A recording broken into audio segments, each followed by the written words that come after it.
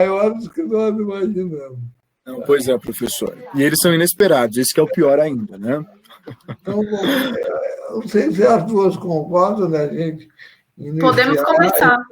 Depois, o que a gente pode pedir para elas, né, posteriormente, é que elas façam, né, uma síntese do que não foi gravado, né, e aí façam uma outra perspectiva, porque senão nós vamos ficar muito apertados na fala delas e nas perguntas também.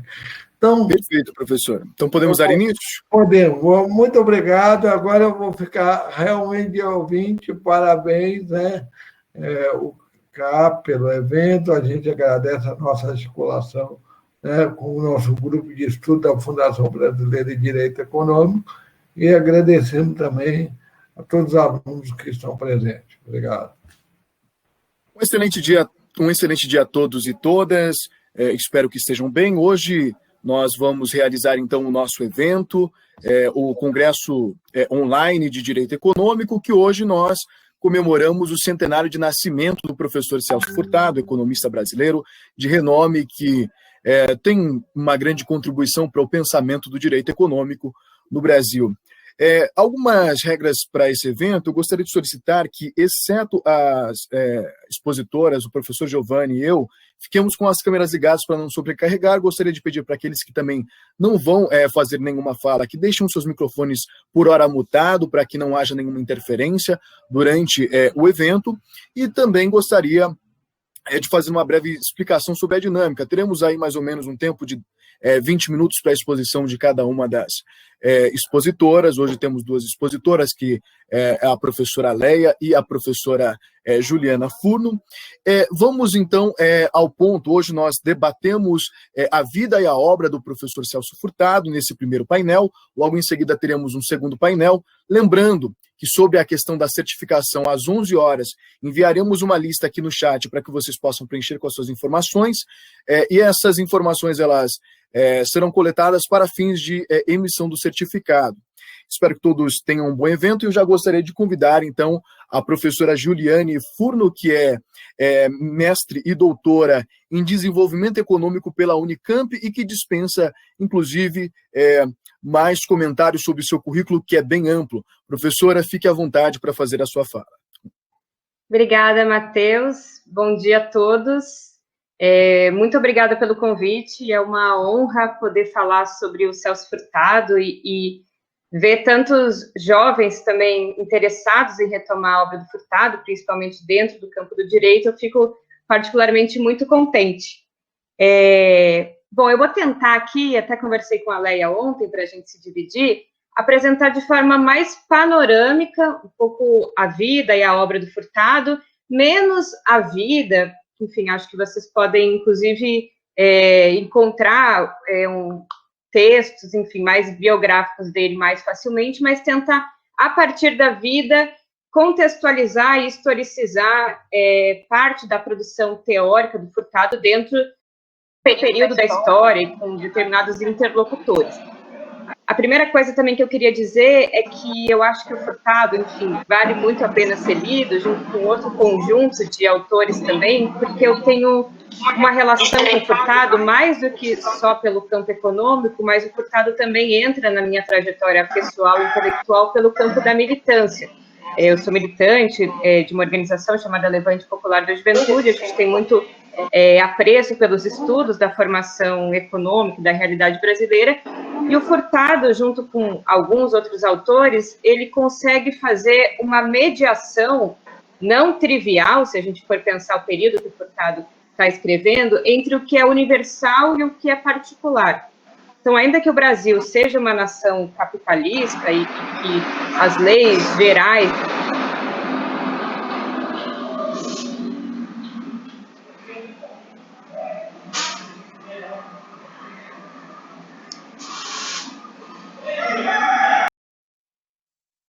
Professora Juliana.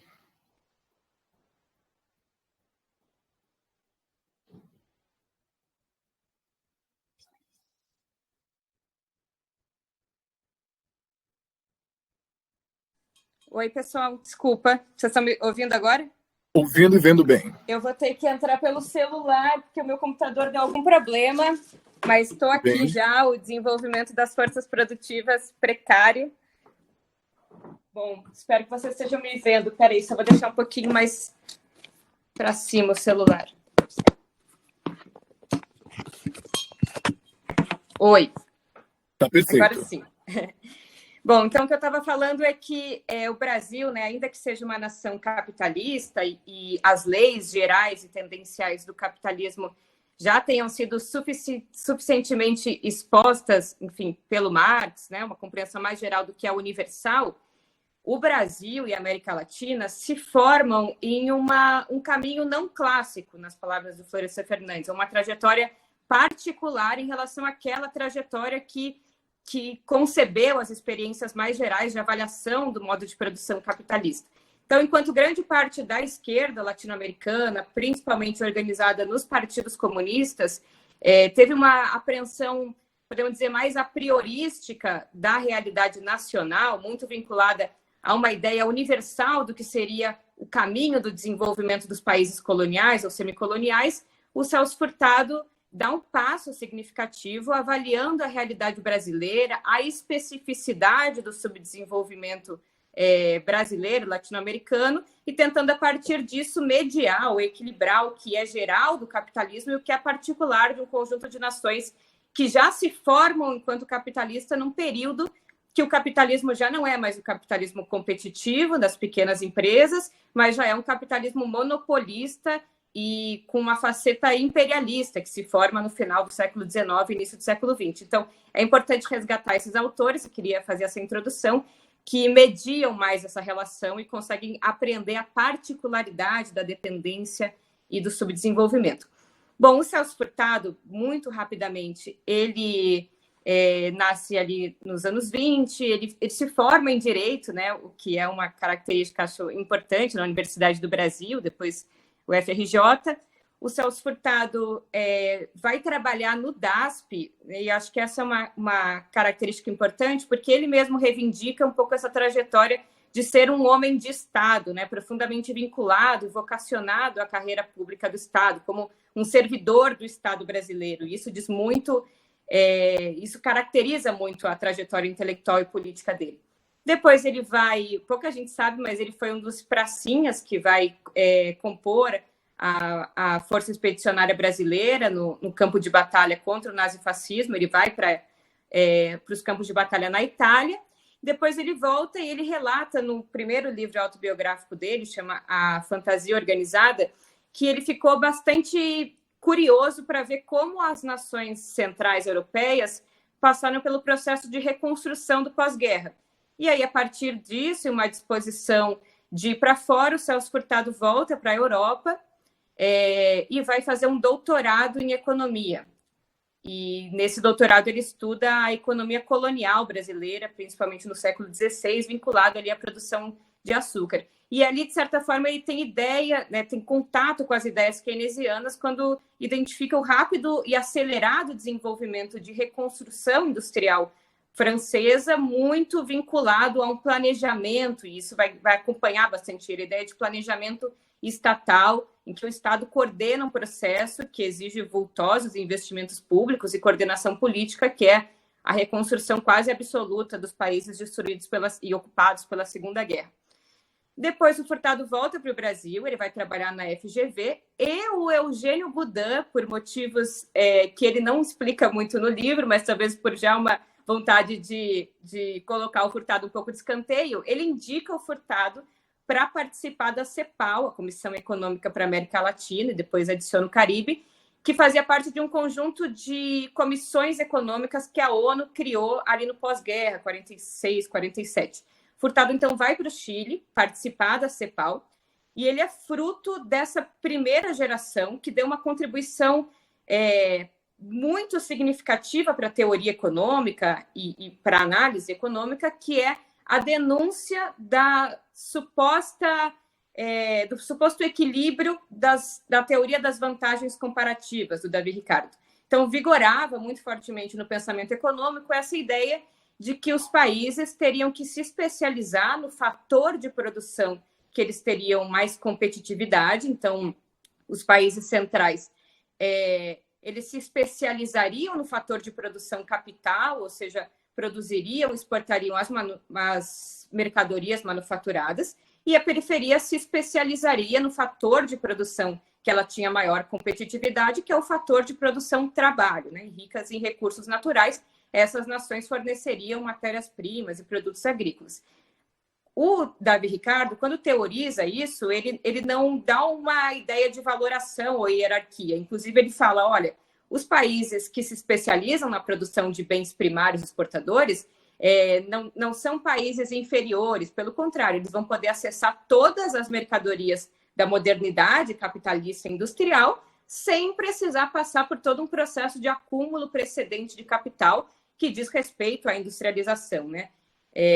E aí o Raul Prebisch, que é a grande figura da CEPAL nesse primeiro momento, escreve o que era uma introdução ao relatório de Havana, que a CEPAL apresenta todo ano, um relatório anual, em 49 apresenta na Conferência de Havana, e a introdução desse relatório, que ficou conhecido como Manifesto Latino-Americano, mas que de manifesto tem muito pouco, assim, no sentido da profundidade do conteúdo, né?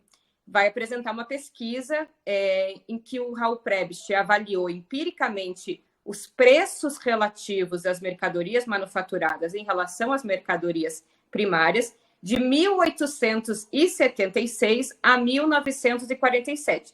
E ele vai identificar que, ao contrário da tendência ao equilíbrio dos preços, que então justificaria essa tese, os preços dos produtos manufaturados tendiam a ganhar valor ou a ter o seu preço acrescido em contraposição aos produtos exportados pelas economias periféricas, que tenderia a ter os seus preços ou estagnados ou decrescentes em termos reais. Então, ele vai dizer, olha, essa teoria, na verdade, não tem nada de equilíbrio, e ela enseja um processo que ficou conhecido no conceito de deterioração dos termos de troca, ou deterioração dos termos de intercâmbio, ou seja, essas trocas tendem à transferência de valor da periferia para o centro. Um primeiro motivo, porque os produtos centrais manufaturados agregam valor, agregam tecnologia, agregam trabalho qualificado, e por isso têm os seus preços reais acrescidos ao longo do tempo, mas também por um outro motivo. Bom, além disso, também os países centrais, eles podem, com o desenvolvimento produtivo, ir substituindo os bens primários por sintéticos, o que também ocasiona uma queda na demanda por esses produtos, o que faz com que o preço também tenda para baixo, mas também pelo que ele chamou de elasticidade renda. Vou tentar explicar rapidamente isso. Ele vai dizer que os produtos dos países centrais, os produtos industriais, têm uma baixa elasticidade renda. Isso significa o quê? Que quando a renda dos trabalhadores dos países centrais se amplia, ou seja, tem um maior fluxo de renda dos países centrais, a elasticidade dessa renda não se verifica na elasticidade da importação de produtos primários. Vou dar um exemplo. Quando os trabalhadores do centro têm um aumento, sei lá, de $100 no seu salário, este aumento de renda não vai se transmutar em aumento da procura por bens primários. O cara não vai comprar mais banana porque ele teve um aumento de salário. Então, quando a renda aumenta nos países do centro, isso não significa um aumento da procura por países manufaturados, por bens primários exportadores, perdão. Por outro lado, os países que se especializam em bens primários, eles têm uma baixa elasticidade de renda, uma alta elasticidade de renda. Isso significa que quando os trabalhadores dos países periféricos têm um aumento no seu fluxo de renda, eles vão ter uma maior procura por bens de consumo duráveis, por bens industriais, né? Por exemplo, se a gente tem um aumento aqui do nosso salário, a gente não vai comprar mais produtos agrícolas ou necessariamente mais alimentos, mas a gente vai, por exemplo, importar produtos de outros lugares. A gente vai querer produtos industriais que essa economia não fornece. Então, a contradição é que em períodos de maior crescimento econômico, maior aumento do fluxo de renda, mais a periferia transfere valor para o centro, porque mais esse aumento do fluxo de renda nos países periféricos se transforma em demanda por importações que são das mercadorias dos países centrais. Então, esse foi um elemento importante. Olha, tem uma tendência à deterioração dos termos de intercâmbio, e quanto mais aumenta a renda, ou seja, quanto mais se desenvolvem as economias periféricas, mais elas transferem valor para o centro, seja mais pobre elas ficam em relação ao montante de renda que elas geram. O segundo elemento, que o Furtado também é um partícipe importante, é o da teoria do subdesenvolvimento, que é um pouco um acréscimo dessa análise da deterioração dos termos de intercâmbio. Então, o Furtado ele queria entender o desenvolvimento econômico para fazer uma teoria do subdesenvolvimento, ou seja, identificar a particularidade do subdesenvolvimento, inclusive a particularidade do subdesenvolvimento brasileiro, porque quem já teve contato com a obra do Furtado vê que em vários momentos ele faz menção a essa vontade de entender o Brasil como um país tão rico do ponto de vista do mercado interno, das riquezas naturais, é tão pobre e tão subdesenvolvido mesmo em comparação aos demais países latino-americanos. E aí o Furtado vai caracterizar o desenvolvimento e o subdesenvolvimento, principalmente num livro de 1961, que chama Desenvolvimento e Subdesenvolvimento, é um livro mais teórico, e ele vai dizer assim, olha, o que caracteriza as nações desenvolvidas é que o processo de acumulação de capital nesses países do centro, que gerou um progresso técnico, que fez aumentar a produtividade do trabalho, ou seja, um trabalhador que produz um sapato num sistema fabril, produz muito mais sapatos por hora, ou muito mais sapatos com o mesmo trabalho socialmente necessário, do que um trabalhador que produz um sapato de forma artesanal. Então, o aumento do acúmulo de capital, a inversão de capital no maquinário, faz com que haja um aumento da produtividade do trabalho. E a particularidade dos países desenvolvidos é que esse aumento da produtividade do trabalho gera um excedente que é reintroduzido nas economias nacionais, gerando mais capacidade de investimento para ter mais aumento da produtividade, para ter mais mercadorias à disposição daquela comunidade. Então, o fluxo de renda ele é reintroduzido na economia e vai gerando um aumento da diversificação de oferta. Por exemplo, esses países, na medida em que esse excedente é reintroduzido, conseguem, então, produzir mais mercadorias e diferentes mercadorias. Então, ao invés de um par de sapato, essa economia consegue produzir 3 tipos diferentes de sapato. A diversificação da oferta, ou seja, agora são 3 tipos diferentes de sapato, leva a uma diferenciação do consumo. Ou seja, agora aquela sociedade pode consumir 3 tipos diferentes de sapato. Ou seja, existe um paralelismo entre o que aquela sociedade produz e o que aquela sociedade consome. Os países desenvolvidos geraram uma estrutura produtiva e de consumo mais homogênea. Furtado vai dizer que não significa não desigual. São nações que reproduzem a desigualdade como excêntrica e típica do capitalismo, mas são relativamente homogêneos, ou seja, o conjunto daquela sociedade tem relativamente atendido às suas necessidades universais, ainda que com desigualdade. A particularidade do subdesenvolvimento é que a geração do excedente, que é fruto da produtividade do trabalho, é fruto da exportação dos produtos agrícolas, ao invés de ter sido reintroduzido na economia nacional, gerando aí uma diversificação da nossa estrutura produtiva, um ganho para o mercado interno, a geração de novas mercadorias, máquinas que produzem novas mercadorias, esse excedente vaza para o exterior. Então, a particularidade dos países subdesenvolvidos é que o excedente socialmente constituído de riqueza, ao invés de ter sido reintroduzido na economia nacional e investimento produtivo, ele vaza para o exterior, através do consumo das nossas elites. E aí aqui vem uma primeira noção de dependência para o Furtado. Ainda não é a noção de dependência política vinculada ao imperialismo e um pouco à teoria da dependência, mas essa dependência cultural. Ou seja, as elites brasileiras e latino-americanas imitam, nas palavras do Furtado, mimetizam o estilo de consumo das elites dos países centrais. Acontece que aqui a gente não produz aquelas mercadorias, então aqui não existe o paralelismo entre produção e consumo. As nossas elites consomem de forma análoga às elites dos países centrais, sem a estrutura produtiva dos países centrais. Ou seja, cada vez a gente tem que sacrificar mais a poupança interna, o excedente socialmente gerado de produção doméstica, para importar um perfume francês, por exemplo, para as nossas elites.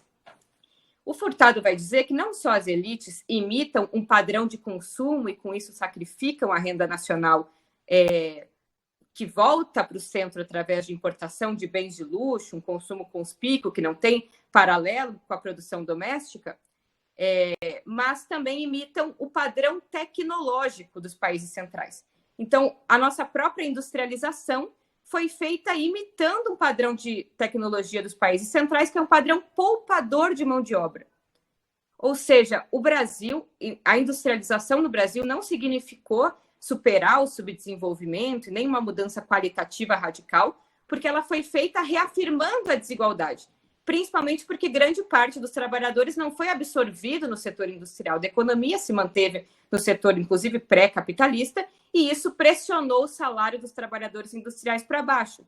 Ou seja, o grande excedente de mão de obra, que é uma característica das economias subdesenvolvidas, ao se manter de forma estrutural, garantiu que os salários pagos aos trabalhadores da indústria fossem relativamente baixos, e isso fez com que a indústria não tenha criado o motor do desenvolvimento interno, que é o mercado interno de consumo, ou seja, foi feita na manutenção de baixos salários.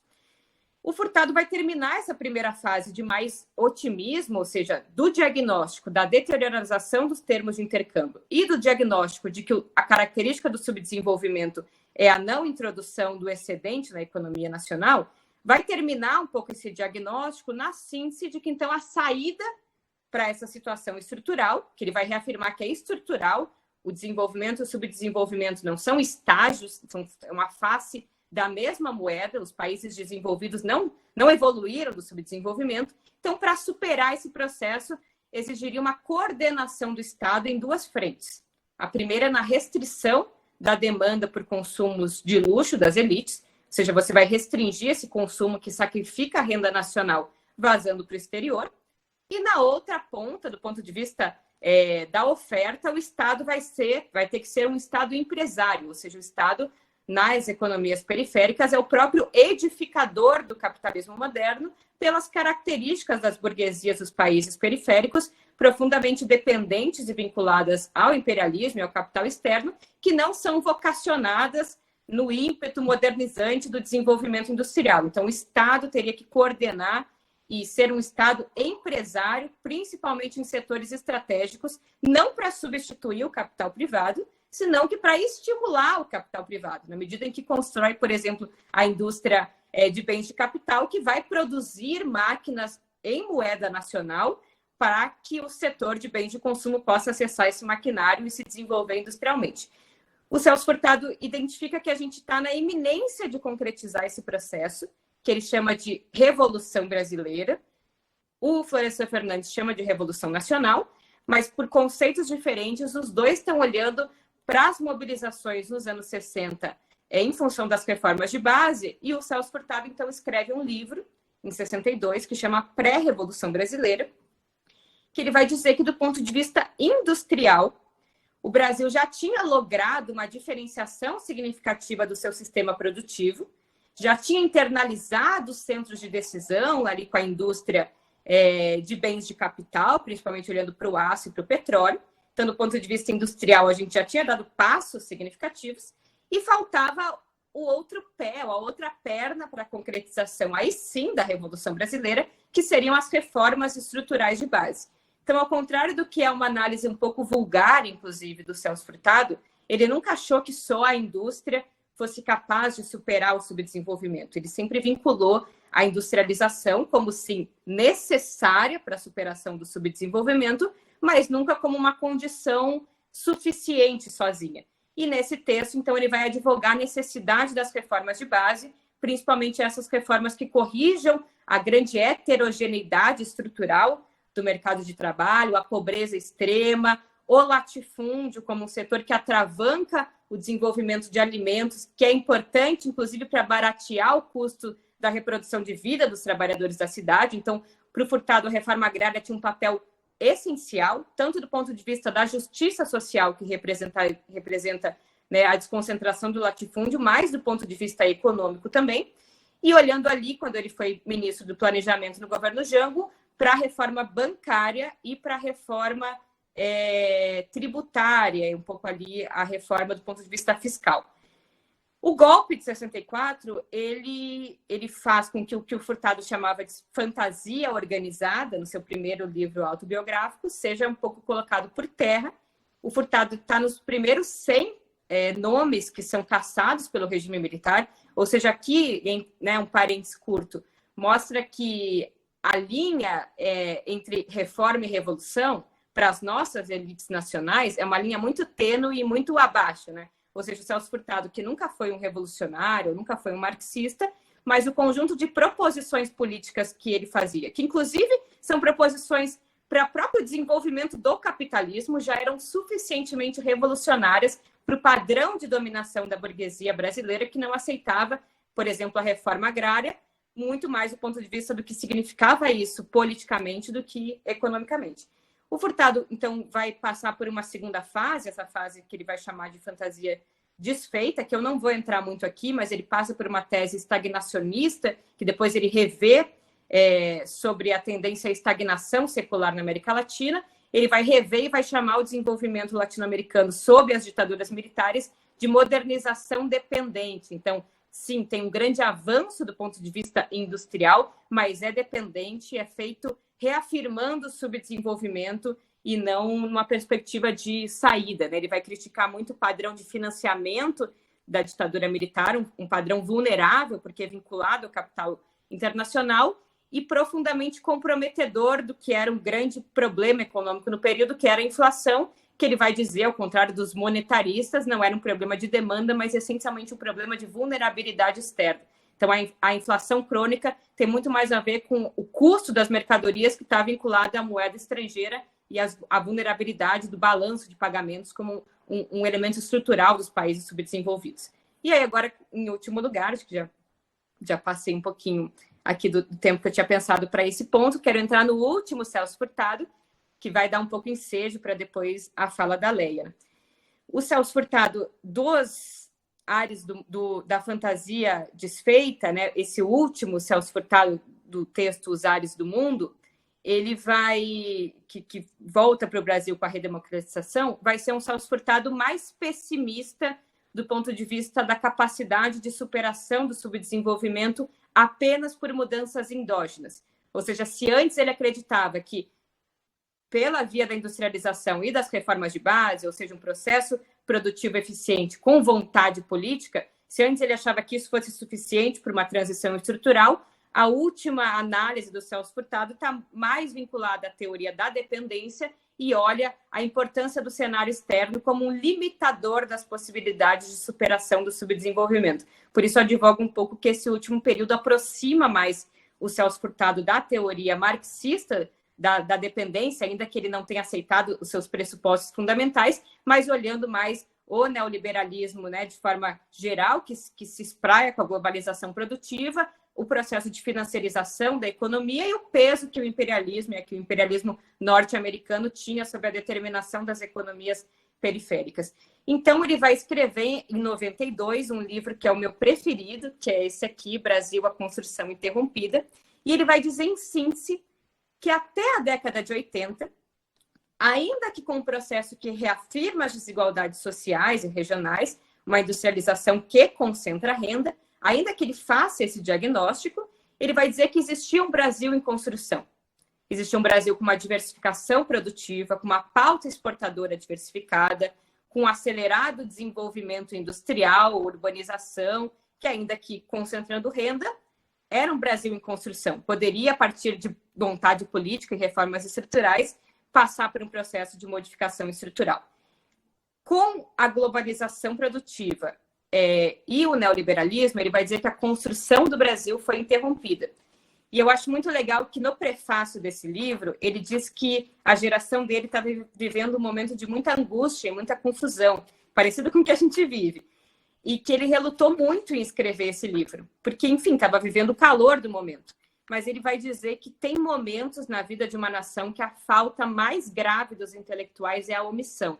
E eu acho esse um recado bonito, né? Ser omisso é a falta mais grave que a gente pode ter. E ele diz, não, vou escrever esse livro, que ele fala já no prefácio, que, interrompida a construção de um sistema nacional econômico, o papel dos grandes líderes seria o de ser liquidatários do projeto de desenvolvimento que cimentou a unidade do país e abriu espaço para uma grande construção histórica.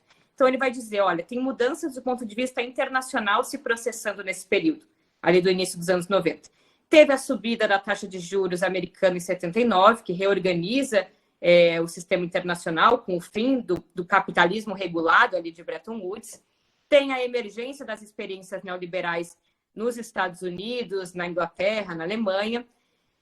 Tem o fim das experiências de socialismo real, que, de certa forma, era um freio ao ímpeto mais maximizador de lucro do capitalismo. Então, tem essas transformações globais operando do ponto de vista externo. E, do ponto de vista externo, a opção doméstica no Brasil por levar adiante o ajuste imposto pelo FMI para dar conta da crise da dívida externa dos anos 80, somado à nossa opção pelo neoliberalismo doméstico, vão fazer ruir as bases que edificaram a possibilidade de construção de nações industriais e relativamente autônomas latino-americanas nesse período que ele vai chamar de uma janela histórica. Então, de 1930 a 1980, existiu uma janela histórica pela forma bélica com que se conduziram as relações internacionais ali durante as duas guerras mundiais e pela forma como se edificou um capitalismo regulado com Bretton Woods. Este período que ocupou demasiadamente as nações centrais com seus próprios problemas foi um período em que as economias latino-americanas puderam lograr um espaço de maior autonomia para a política econômica. Isso não é só no Brasil, mas ele vai falar no Perón, enfim, vários governos progressistas latino-americanos foram ensejados nesse período de maior liberdade da política econômica. E pela própria faceta do imperialismo no pós-Segunda Guerra Mundial, que precisou lançar mão de um processo de exportação de capitais pela própria concorrência interimperialista no centro, que contribuiu contraditoriamente, ao mesmo tempo que desnacionaliza a economia brasileira, também a industrializa pelo padrão de exportação de capital e de bens de capital, que era uma necessidade de reciclagem de uma tecnologia obsoleta da dinâmica de acelerado desenvolvimento produtivo e capital constante do centro. Então, eu queria encerrar aqui dizendo que essa é um pouco a análise do Celso Furtado. Então, as possibilidades de superação do subdesenvolvimento estavam mais intensificadas, ou seja, as margens de atuação da política nacional estavam mais estreitas nesse período, e que solucionar ou superar o subdesenvolvimento dentro destes marcos de um capitalismo muito mais financiarizado, com a exacerbação do imperialismo, né, de olho nas economias latino-americanas pós o fim da Guerra Fria, este processo vai exigir muito mais vontade política e mobilização popular, no que ele chama de o desenvolvimento da periferia é muito menos de natureza quantitativa e muito mais de natureza qualitativa. Então, vai exigir um projeto de transformação estrutural amparada em bases populares que consiga constituir maioria política para um processo que é muito menos de acomodação de reformas do capitalismo e muito mais de uma transformação estrutural e radical. Ainda que eu discorde um pouco da utopia furtadiana de que é possível conjugar desenvolvimento com capitalismo com soberania, e aí eu trago mais o Florestan Fernandes como um intérprete da impossibilidade das burguesias brasileiras conjugarem soberania com desenvolvimento, ainda assim, ainda crendo ser possível um processo de autonomização nos marcos do modo de produção capitalista, o Furtado já tem aqui uma análise mais radical de que a superação desse problema estrutural exige vontade política, exige um projeto de transformação. Então, eu queria encerrar dizendo que, se por um lado o Celso Furtado é mais pessimista nesse período, também ele é mais radical e lança bases mais fundamentais para entender que a particularidade da superação do subdesenvolvimento exige reformas estruturais e transformações estruturais mais do que a gente imaginava, ou a geração dele imaginava na década de 60, que era apenas a acomodação de questões políticas, né? Inclusive, o Celso Furtado aqui vai chegando mais próximo da identificação de que aquilo que ele achava que era o problema do latifúndio, né, como uma herança um pouco da CEPAL, de achar que o problema do subdesenvolvimento era quase falta de capitalismo, né, quase falta de desenvolvimento. Então, o problema é que existe um setor pré-capitalista, arcaico, pouco desenvolvido, que atravanca o pleno desenvolvimento das forças produtivas. O Furtado aqui vai estar mais próximo do que o Chico de Oliveira, inclusive, fala, que é que o arcaico e o moderno não só não rivalizam nas economias latino-americanas, quanto são retroalimentadores. Então, o problema do latifúndio não é que ele atravanca o capitalismo. Pelo contrário, a própria natureza do capitalismo dependente está pautada no latifúndio. Está pautada nessa articulação entre o moderno e o arcaico de forma dialética, como uma forma que leva ao desenvolvimento do subdesenvolvimento. Para finalizar, neste livro, A Construção Interrompida, o Celso Furtado, na página 79, diz uma coisa que acho que anima muito, que ele fala que a primeira condição para libertar-se do subdesenvolvimento é escapar da obsessão de reproduzir o perfil daqueles que se auto-intitulam desenvolvidos. E aqui também numa crítica ecológica que ele vai fazer no livro O Mito do Desenvolvimento Econômico, em 74, como uma impossibilidade do capitalismo universalizar os padrões de consumo dos países centrais. Então, a imitação desse padrão de consumo leva não só ao seu mito, porque é impossível, mas também à edificação de um colapso ambiental que precisaria de 3 planetas para dar conta do nosso padrão de consumo conspícuo. Mas ele termina. É assumir a própria identidade. Na crise da civilização que vivemos, somente a confiança em nós mesmos poderá nos restituir a esperança de chegar a um bom porto. Então, aqui, acho que para finalizar com uma mensagem de esperança, o Celso Furtado deixa nesse livro também uma mensagem, deixa no livro O Longo Amanhecer, uma mensagem aos jovens economistas, mas aqui eu digo uma mensagem a todos os jovens, e principalmente aos jovens das universidades, como uma mensagem de continuar acreditando no Brasil, ou seja, essa vocação, esse compromisso do Celso Furtado com a nação brasileira e de identificar de forma dialética o universal com o particular com a totalidade. Ele fala, olha, para entender o Brasil, a gente precisa ter uma noção de totalidade, ainda que a gente tenha um objeto próprio de investigação científica. E eu acho que essa é uma mensagem para os universitários de hoje, né? Enquanto parece que a tendência é recortes, a gente vai perdendo a noção de totalidade na dimensão internacional, que o Celso Furtado explicou tão bem nessa teoria geral do subdesenvolvimento, que ele, sem dúvida, é o maior entusiasta desses estudos e quem nos maior logrou essa herança de identificar a particularidade da nossa condição estrutural. É isso, desculpa se passei o tempo. E com essas belíssimas e esclarecedoras palavras, nós agradecemos, então, a mestra e doutoranda em desenvolvimento econômico Juliana Funo, e gostaríamos já de convidar para fazer o uso da fala a professora Léa Vidigal, que é professora da Universidade Presbiteriana Mackenzie, e ela costuma lecionar e é especialista também, tem um vastíssimo currículo em Direito Econômico e Direito da Inovação. Professora, fique à vontade para fazer o uso da palavra. Bom dia a todos. Obrigada, Matheus, pela introdução. Eu gostaria de agradecer, em primeiro lugar, ao professor Giovanni Clark, à Fundação Brasileira de Direito Econômico, pelo convite, por estar aqui, a Juliane, por compartilhar essa conversa, e dizer que é uma honra estar participando desse evento e homenagear Celso Furtado no seu centenário. E em alguns eventos, esse ano está sendo um ano de celebração do seu centenário, e é um momento de falar da sua atualidade, né, da atualidade do seu pensamento para a reflexão e o diagnóstico da nossa realidade brasileira e subdesenvolvida.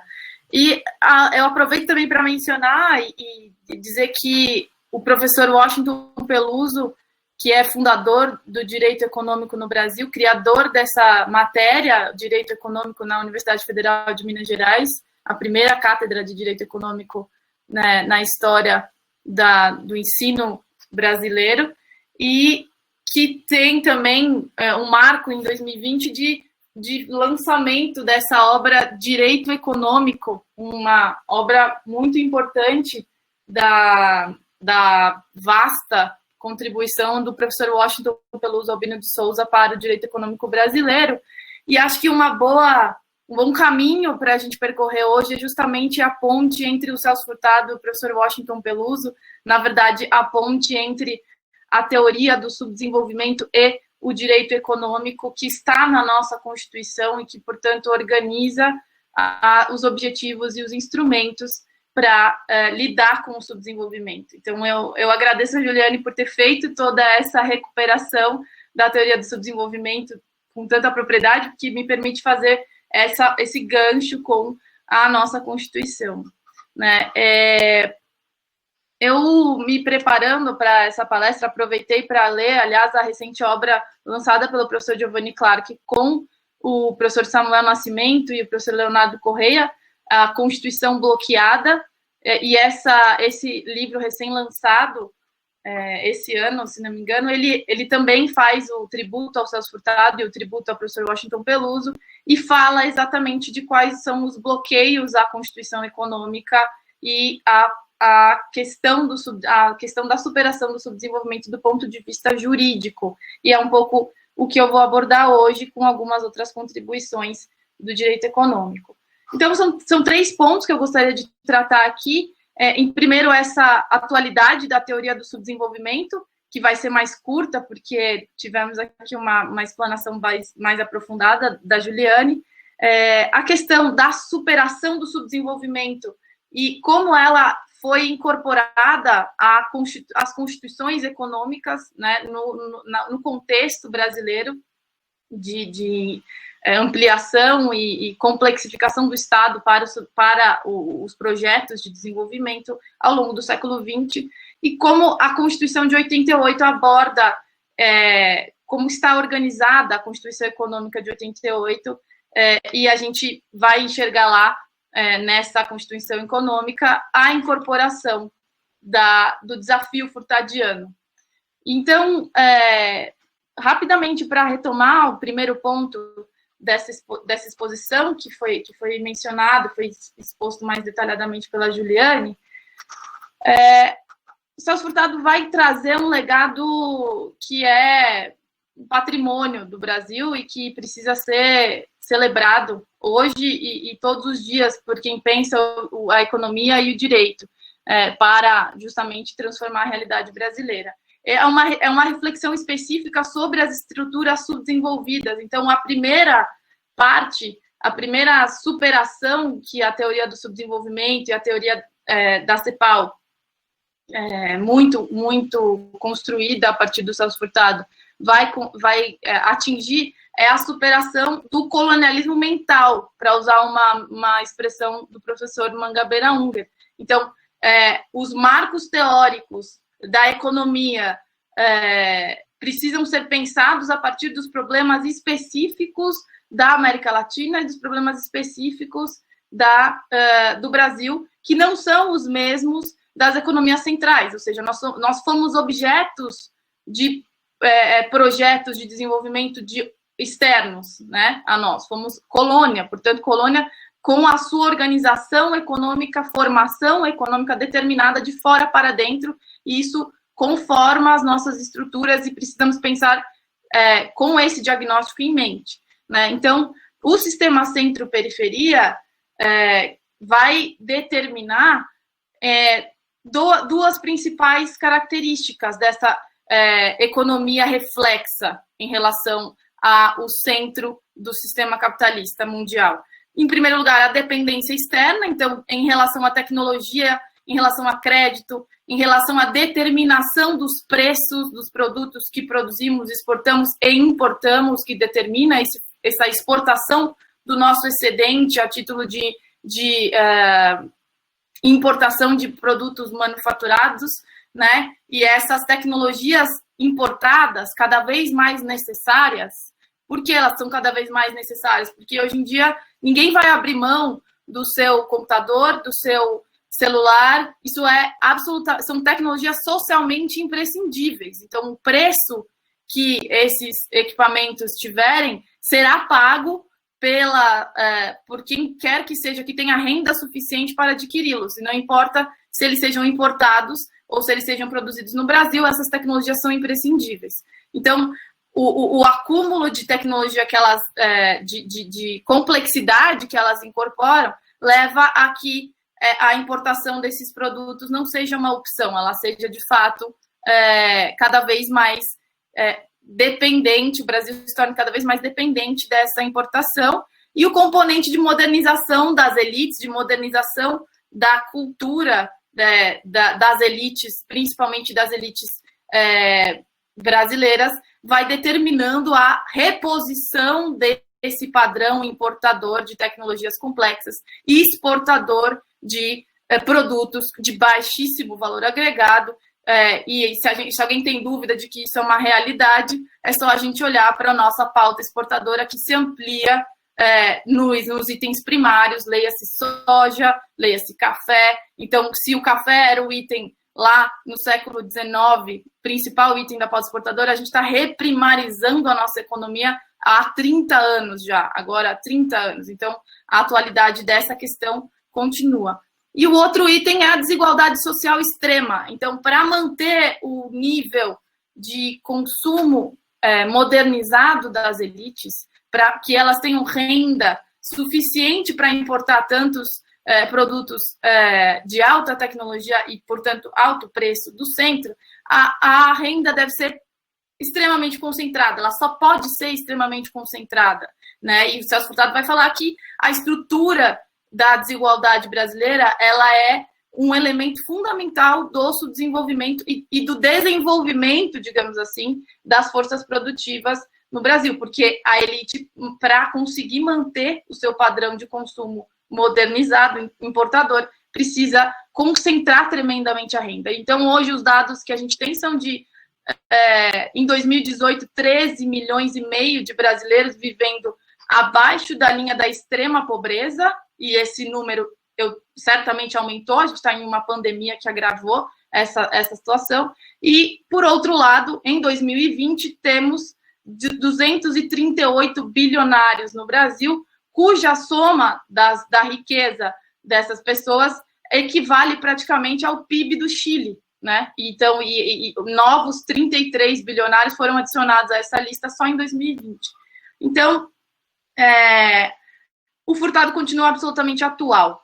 E a superação dessa condição, como disse a Juliana, ela passa pela industrialização, sim, então a incorporação de capacidade de produzir itens socialmente necessários com complexidade econômica controlada nacionalmente para internalizar, trazer para dentro da nação as decisões fundamentais que determinam o futuro da economia brasileira, estratégicas, né? E, por outro lado, reduzir as desigualdades de maneira estrutural, ou seja, redistribuir recursos econômicos e políticos estruturalmente, mudar a qualidade do emprego, mudar as reformas de base, que lá em 1960 eram as reformas de base, hoje são reformas estruturais que continuam absolutamente necessárias para que haja democratização do poder econômico e democratização do poder político. Resumindo isso como soberania econômica e soberania popular, né? Se eu for resumir muito a contribuição do Celso Furtado para a superação do subdesenvolvimento, e esse processo não acontecerá, segundo ele, sem um projeto nacional de desenvolvimento, ou seja, uma estratégia deliberada e intensa de rearticulação das estruturas econômicas e de reestruturação do tecido social a partir da atuação intensa do Estado como planejador e como promotor desse processo, porque a tendência histórica e estrutural da economia brasileira é olhar para fora de maneira dependente. Esse processo, essa contribuição entrou na Constituição, né? Então, passando para o segundo ponto da minha exposição, essa contribuição do Celso Furtado entrou nas constituições brasileiras a partir do que a gente chama o desenvolvimentismo, né? Que o professor Ricardo Biochovski vai descrever no seu livro clássico sobre o ciclo ideológico do desenvolvimentismo.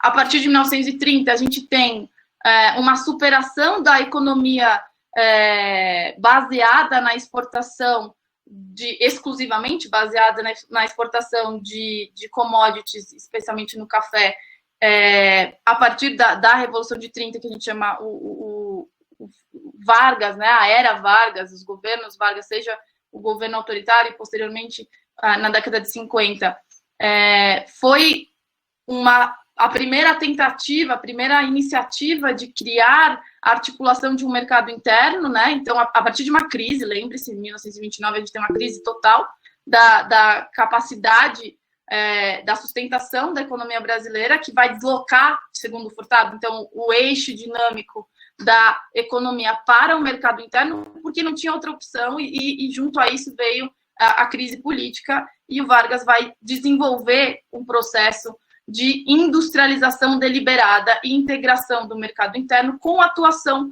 direta do Estado, né? E esse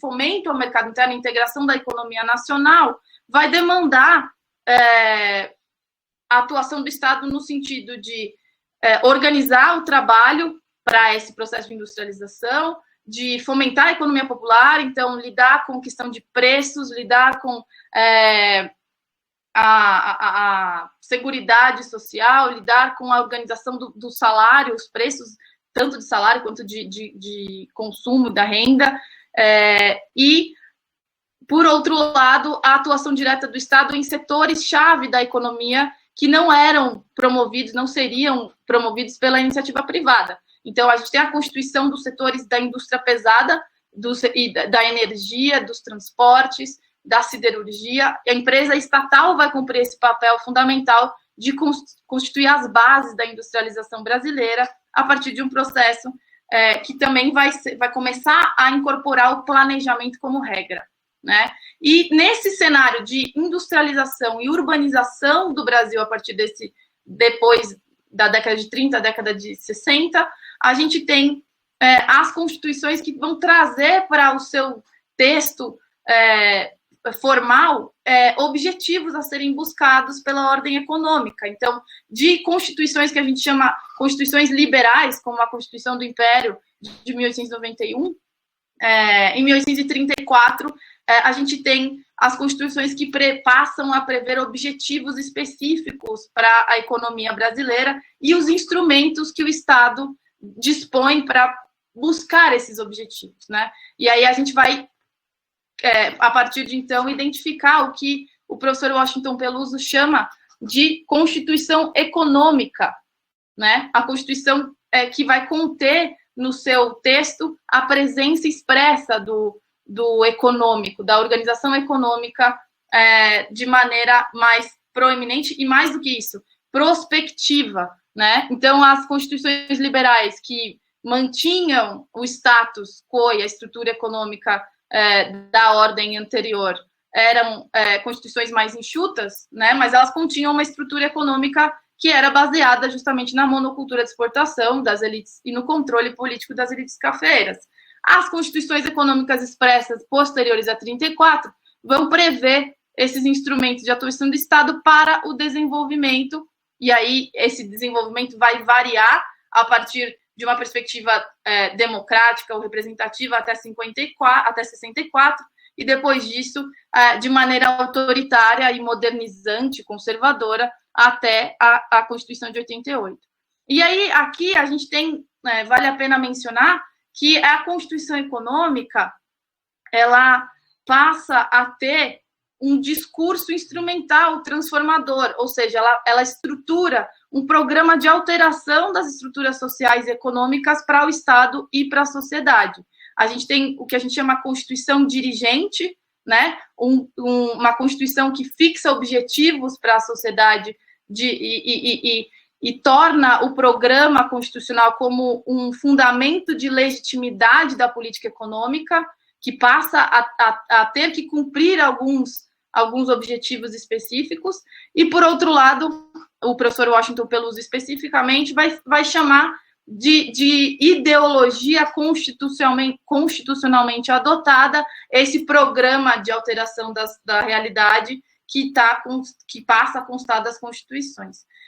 E esse debate sobre desenvolvimento foi pautado, foi organizado e influenciado pela CEPAL e pela teoria do subdesenvolvimento na década de 50, e foi parar nas constituições de 46, e inclusive nas constituições autoritárias em 67, 69, que contém títulos da ordem social e da ordem econômica. Então, tanto a garantia de direitos sociais quanto as estruturas de organização dos mercados e promoção da industrialização vão constar, apesar de que no período ditatorial, obviamente, a questão social ficou deixada de lado, se não constando como garantia formal, mas ainda assim a gente pode mencionar ela como uma menção explícita na Constituição Econômica. No período da ditadura, a gente tem, como mencionou a Juliane, um processo de modernização dependente que vai aprofundar a internacionalização de diversos setores da economia brasileira, concentrar tremendamente a renda dentro dos padrões das elites que têm renda para consumir ou que passam a ser estimuladas a consumir bens de consumo duráveis e importar elementos de maior nível de tecnologia, e a atuação do Estado vai se aprofundar tremendamente. A atuação do Estado se complexifica e se aprofunda, inclusive em setores estratégicos também, com base no que a gente chama de política de endividamento externo, que foi a razão da fragilidade financeira do Estado posterior, aí na década de 80.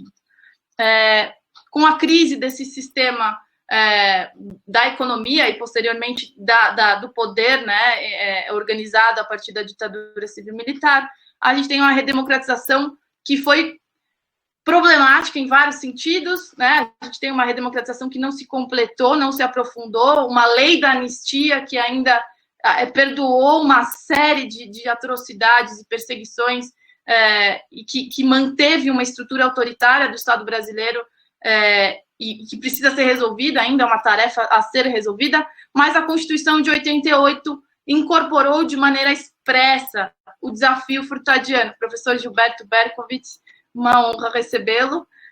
Estou concluindo. Não quero atrasar a nossa conversa. Bom, a Constituição de 88 incorporou o desafio furtadiano e trouxe esses objetivos da sociedade brasileira que estão na agenda do Celso Furtado. Então, a agenda de soberania econômica e soberania popular foi trazida para a Constituição, e a Constituição econômica vai ser localizada, principalmente o seu núcleo fundamental, nos artigos 170 a 198 da Constituição, mas não exclusivamente. A Constituição vai conter disposições que conformam a ordem econômica em todo o seu texto, e aqui eu vou mencionar apenas alguns para dar a estrutura, para delinear essa incorporação do que a gente chama de desafio furtadiano à Constituição de 88. No artigo 3º, os fundamentos da República Brasileira fixam como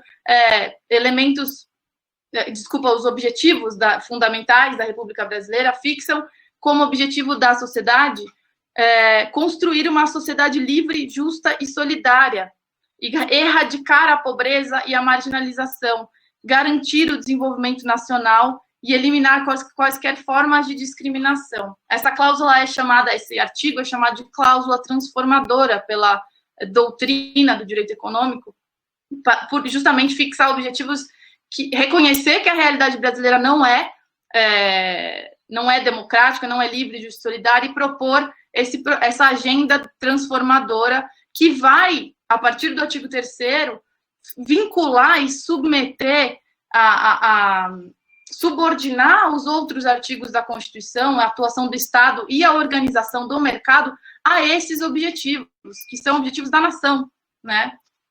No artigo 170, estão organizados os fundamentos da ordem econômica constitucional, que, no seu caput, vai dizer: a ordem econômica brasileira é fundada na valorização do trabalho e na livre iniciativa, com a finalidade de assegurar a todos existência digna. Ou seja, é uma ordem econômica que deve valorizar o trabalho e tem a livre iniciativa como elemento que deve se coadunar, se harmonizar com a valorização do trabalho. Não é a livre iniciativa independentemente da proteção e da valorização do trabalho humano. Pelo contrário, é a livre iniciativa que se coordena e que promove a dignidade humana. A soberania é fundamento da ordem econômica. A propriedade privada que cumpra a função social, a redução das desigualdades sociais e regionais, a busca do pleno emprego e a defesa do meio ambiente. o artigo 219 vai condensar esse projeto, um projeto de superação do subdesenvolvimento, a partir do momento que o artigo 209 vai dizer que o mercado interno deve ser promovido de maneira a desenvolver econômica e socialmente o Brasil e criar a autonomia tecnológica do país.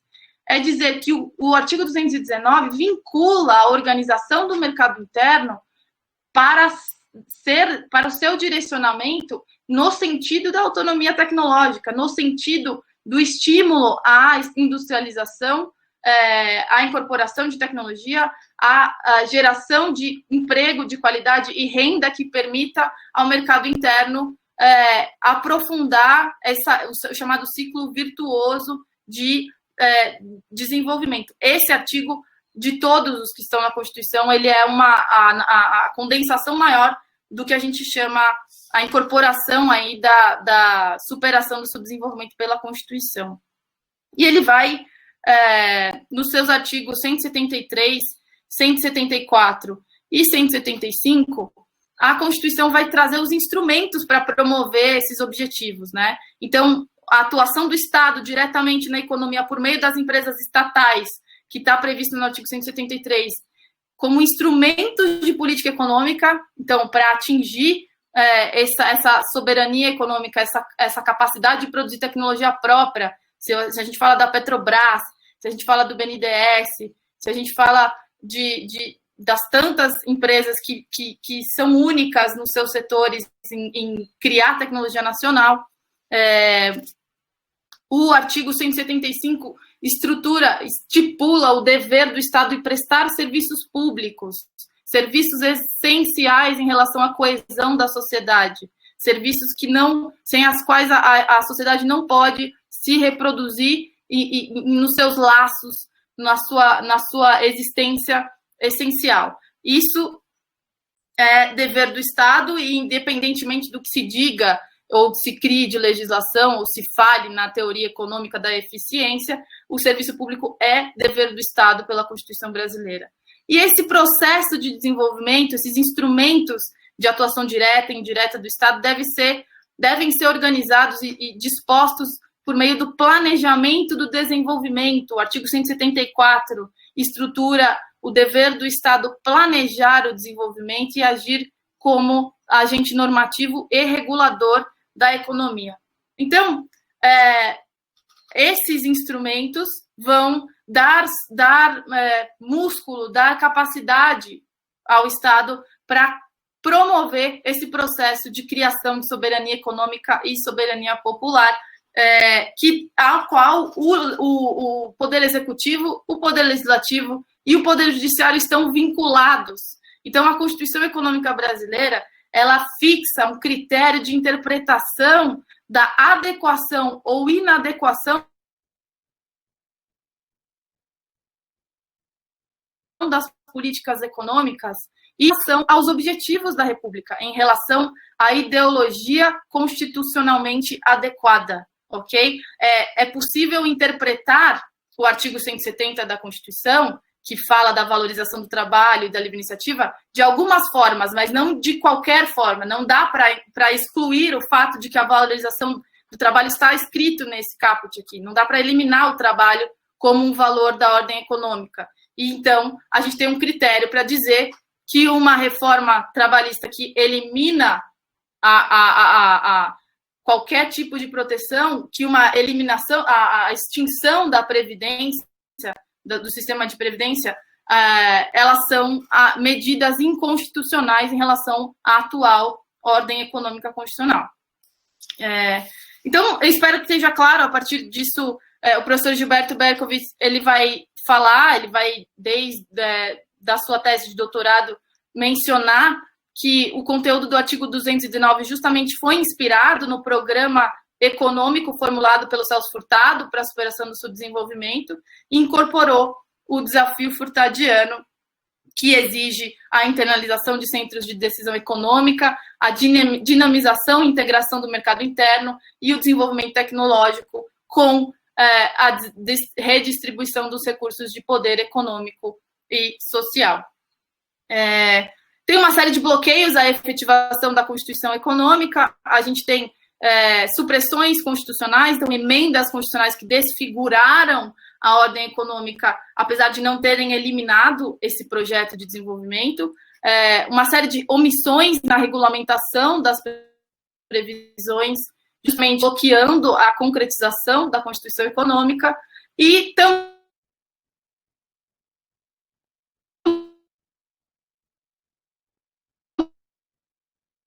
também adequada, que vão legitimar ideologias da eficiência do Estado, da subsidiariedade, que não condizem com uma interpretação sistemática da Constituição. Então, eu não vou me alongar, eu gostaria de concluir, porque a gente já passou bastante do tempo, tem alguns exemplos que a gente pode mencionar, deixe para um debate se aqui vai existir, mas permaneço à disposição para conversar sobre esses temas. Ele, essencialmente, a tarefa do direito econômico, a partir da contribuição do Furtado e da Constituição Econômica, é construir ou reconstruir os instrumentos jurídicos e econômicos da soberania e da rearticulação do tecido social para lidar com o subdesenvolvimento. Essa é uma tarefa para a qual o direito econômico continua indispensável, como disse há muitos anos o professor Fábio Conder Comparato. Muito obrigada. Nós que agradecemos pela sua fala esclarecedora. Professor Giovanni, podemos abrir para as perguntas? Bom, ou o senhor já vai querer dar início ao segundo painel? Eu acho mais conveniente, em face do adiantado da hora, a gente deixar o professor Gilberto, né, fazer a sua exposição e, posteriormente, no final, a gente abre perguntas, tá? Então, por hora, eu gostaria de agradecer a possibilidade de estar aqui participando e já passo a palavra, então, ao professor Giovanni Clark, que é quem vai mediar a segunda parte desse nosso evento, desse nosso congresso. Muito obrigado a todos. Professor Giovanni, é com você. Bom dia.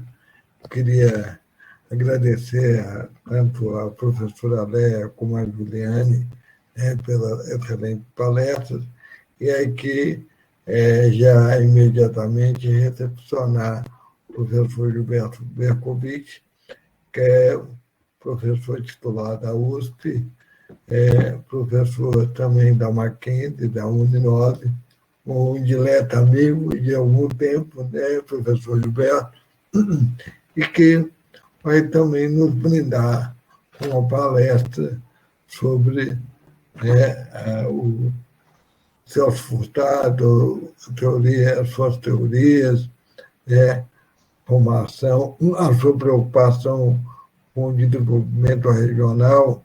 Então, eu vou deixar, sem maiores delongas, o professor Gilberto desenvolver a temática, agradecendo ele novamente pela paciência, pelo carinho, que a gente sempre chama, sempre, professor Gilberto. Nós estamos demandando, porque Minas Gerais sempre abraça, né, as temáticas e as teses do professor Gilberto, e ele gentilmente nos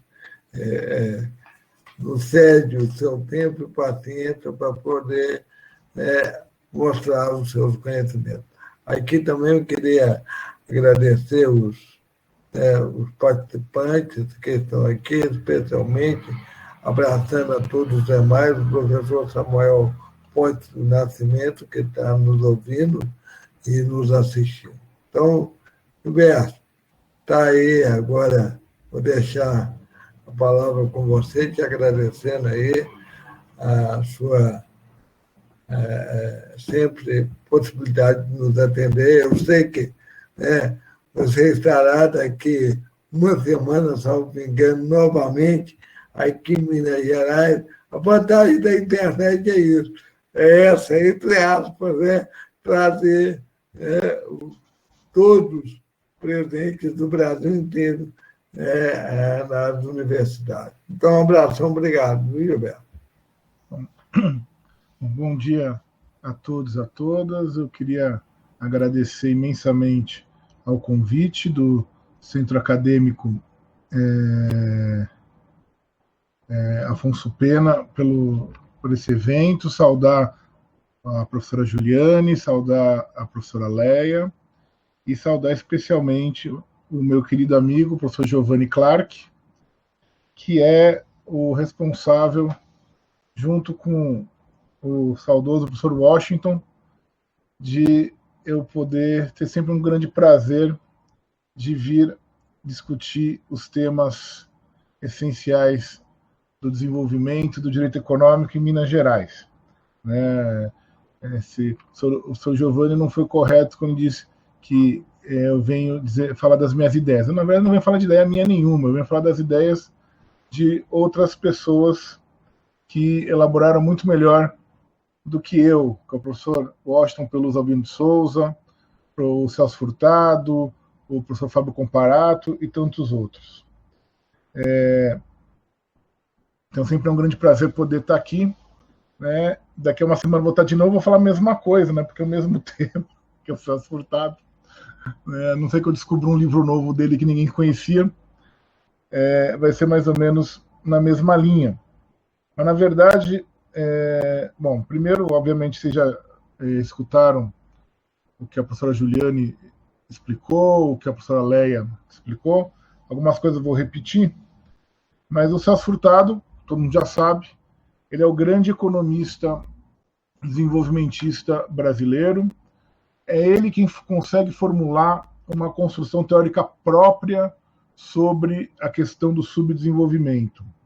O Celso Furtado entende o subdesenvolvimento a partir de uma perspectiva histórica e com vários elementos trazidos de alguns autores, como, por exemplo, o Keynes, o Marx, obviamente, e também um sociólogo alemão que hoje ninguém mais lê, que é o Karl Mannheim, né, que partia da ideia do conhecimento como forma de informar a ação, e que é algo inerente à atuação toda do Celso Furtado. Eu sempre achava que o estudo, o conhecimento, a elaboração teórica, cuidadosa, era o pressuposto para fundamentar a ação prática.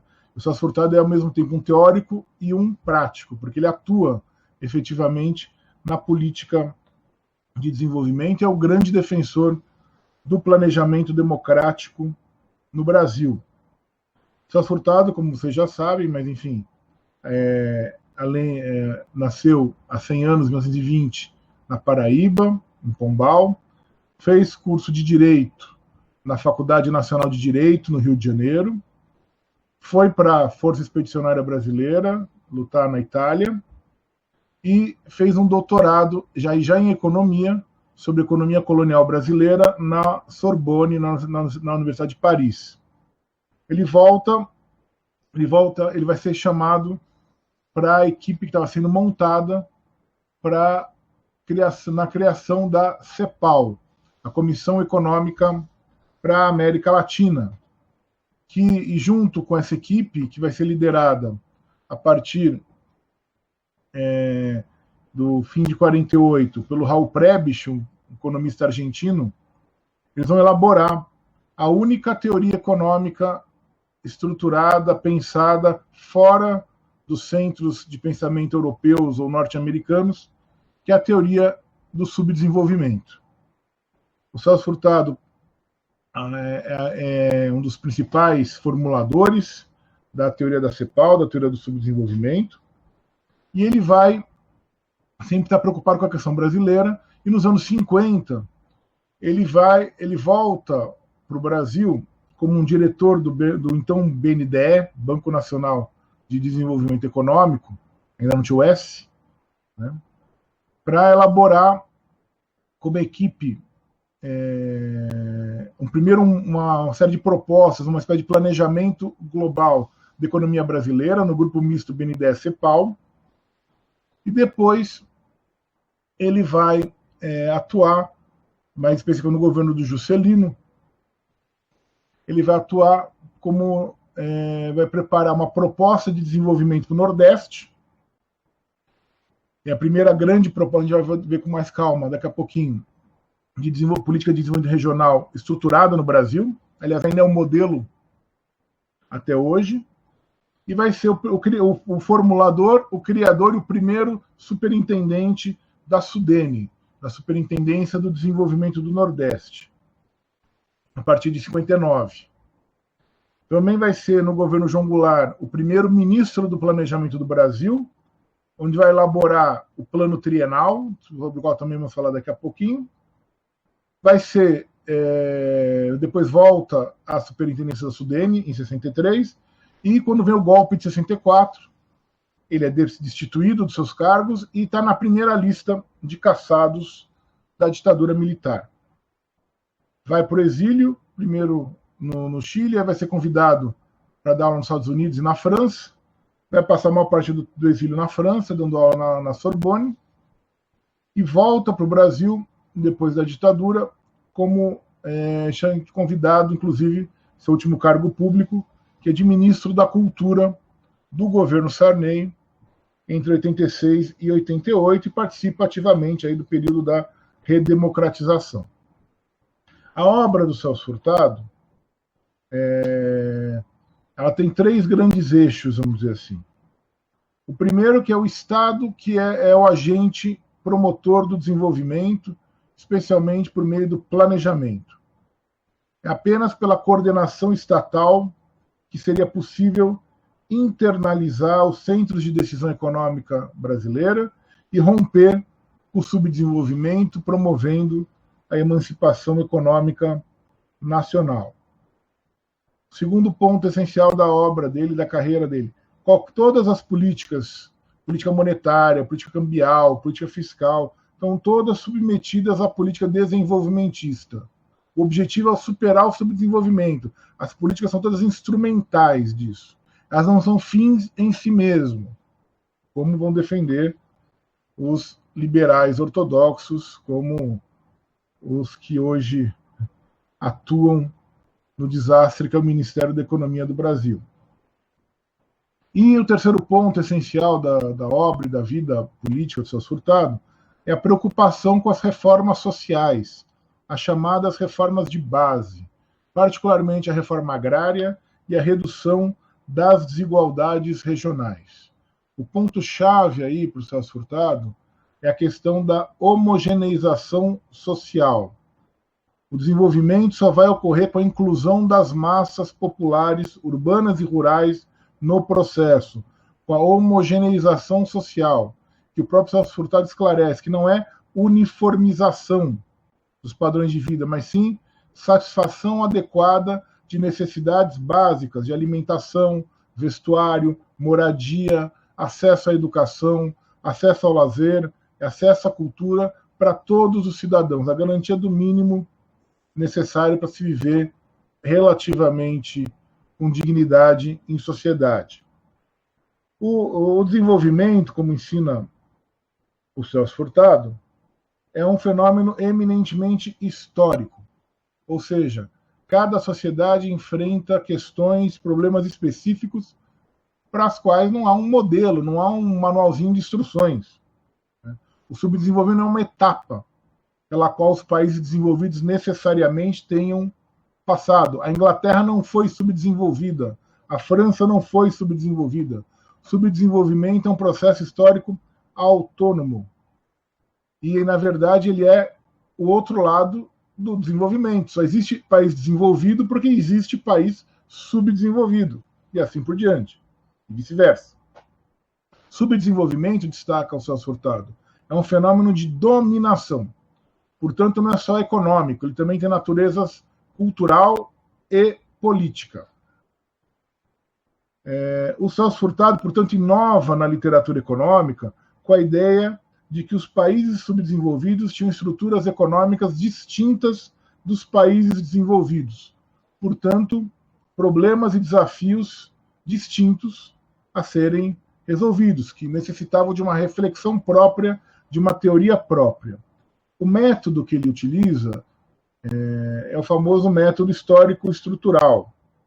O método neoclássico da economia do mainstream, ele é denunciado por ser ahistórico, ser muito abstrato, e, na verdade, o Celso Furtado, não só ele, mas quando os que utilizam o método histórico-estrutural, enfatizam justamente a necessidade de historicizar e contextualizar a análise econômica, é tentar descobrir a especificidade de cada economia e sociedade. A crítica que vai ser feita a esse método, alguns anos mais tarde, é do chamado dualismo, que entende a existência entre setores atrasados e modernos no mesmo sistema, em que o atrasado atrapalharia o setor moderno. Às vezes, essa interpretação leva a esse tipo de conclusão, quando, na realidade, o atrasado e o moderno, um vive do outro. Essa é a crítica que pode ser feita, eventualmente, uma interpretação mais radical do método do Celso Furtado. Bom, a principal obra do Celso Furtado é A Formação Econômica do Brasil. Foi publicada em 1959, portanto, há 61 anos atrás, e continua um clássico. Desde a sua publicação, a Formação Econômica do Brasil chamou a atenção não apenas pela análise histórico-estrutural do sistema econômico brasileiro, mas também pela dimensão prospectiva que o livro trazia. Numa resenha escrita na década de 60, o economista americano Warren Ginn dizia que a Formação Econômica do Brasil é um livro cujas explicações podem ser usadas para mudar o presente. O Francisco de Oliveira, grande sociólogo, falecido recentemente, que trabalhou com Celso Furtado na Sudene, o Francisco de Oliveira dizia que Celso Furtado não descreve apenas como se formou o país do passado, mas explica e constrói o Brasil do seu tempo, o tempo da industrialização, o tempo do nacional-desenvolvimentismo, e estrutura toda a narrativa estando voltado para o futuro, para a superação do subdesenvolvimento. A Formação Econômica do Brasil é mais do que um livro de história econômica. Ele é um método de análise do processo de subdesenvolvimento. Celso Furtado queria refundar racionalmente a sociedade brasileira por uma ação consciente e deliberada, ou melhor, planejada, expondo um programa político de construção da nação para além da economia, no qual o Estado era o grande agente desse projeto de construção nacional. A interpretação do Celso Furtado no Formação Econômica do Brasil vai destacar justamente a autonomia do Estado brasileiro para atuar economicamente a partir da Revolução de 1930. Se completou 90 anos no último dia 3 de outubro. A política deliberada a partir de 1930 será a da expansão econômica via mercado interno, especialmente por meio da industrialização. O Celso Furtado entende que há uma ruptura na política econômica a partir da Revolução de 30, com destaque a clássica análise que ele faz da política de preservação do setor cafeeiro para a manutenção dos níveis de renda na economia, favorecendo a internalização dos centros de decisão econômica e o processo de industrialização. O nacionalismo econômico brasileiro vai justamente se caracterizar pela busca de maior independência econômica, cujo pressuposto era o controle do Estado sobre os seus recursos naturais para beneficiar a economia nacional. A posição do Brasil como exportador de matérias-primas, hoje são as commodities, portanto, uma posição vulnerável às oscilações do mercado internacional, deixa de ser vista como vantajosa. O Estado brasileiro vai ser estruturado a atuar decisivamente para promover as transformações estruturais julgadas necessárias para solucionar essa questão, especialmente por meio da diversificação da economia e da industrialização. A análise do caso brasileiro, vai enfatizar o Celso Furtado, demonstra que o processo de desenvolvimento é fundado em decisões políticas, ou seja, o processo de transformação da economia capitalista no Brasil teve e tem uma nítida e presente direção política. Essa política é conhecida por desenvolvimentismo, que na definição de um grande estudioso do tema, Ricardo Bielchowski, da UFRJ, é a ideologia de transformação da sociedade brasileira e de superação do subdesenvolvimento por meio da industrialização coordenada e planejada pelo Estado, que também deve definir a expansão dos vários setores econômicos e captar e orientar os recursos financeiros necessários para o financiamento do processo de desenvolvimento. O fato de o Estado estar envolvido no processo de transformação econômica significa também que o Estado está inserido no processo de acumulação de capital. O poder estatal, assim, assume a tarefa de criar riqueza e gerar novas capacidades produtivas, além de estar diretamente envolvido nos conflitos sobre distribuição e bem-estar. A centralidade do Estado no processo de acumulação de capital no Brasil ela é incontestável, nem o Paulo Guedes pode negar. Ele vai dizer que ela foi errada, buscando expandir forças produtivas e assegurar que as forças do mercado se estruturem da melhor forma possível. No caso brasileiro, as funções estatais, antes limitadas à preservação do sistema econômico, atuando como regulador da produção e protegendo setores ameaçados por desajustes ou crises, essas funções são constantemente ampliadas para dinamizar e orientar a expansão e diversificação das forças produtivas, incentivando e realizando diretamente a criação de riqueza e transformando as estruturas econômicas e sociais do país. Essa expansão da atuação do Estado brasileiro, ao contrário do que pode parecer, não foi linear nem contínua, mas repleta de contradições e especificidades historicamente determinadas. O Estado brasileiro teve que enfrentar simultaneamente questões vinculadas à afirmação do poder estatal soberano e questões vinculadas à construção de um aparato estatal apto a lidar com os desafios de um sistema econômico capitalista avançado e industrializado. Ou seja, o que na Europa levou 300 anos, os Estados Unidos levou 150 ou 200 anos, no Brasil tudo teve que ser enfrentado ao mesmo tempo a partir de 1930. A autonomia do Estado, inclusive, se materializa, embora nunca se torne plena ou absoluta, conforme a sua capacidade intervencionista é ampliada. A natureza dessa autonomia do Estado ela é heterogênea e contraditória. Por quê? O Estado brasileiro é um Estado nacionalista, cuja estratégia de acumulação é condicionada por sua inserção na economia internacional. É um Estado que depende, em muitos aspectos, da cooperação com empresas multinacionais.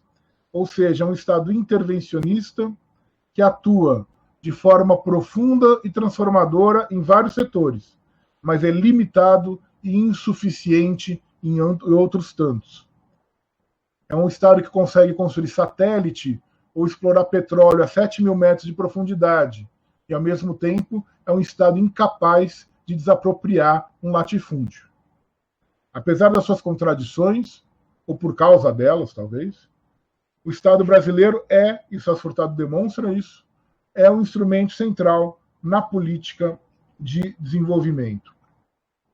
Segundo Furtado, os fins do desenvolvimento devem ser fixados pela própria sociedade nacional.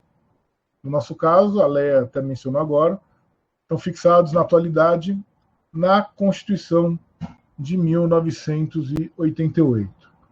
No entanto, a vontade política para orientar e favorecer as transformações econômicas e sociais, ela é indispensável para impulsionar e conduzir o processo de desenvolvimento endógeno.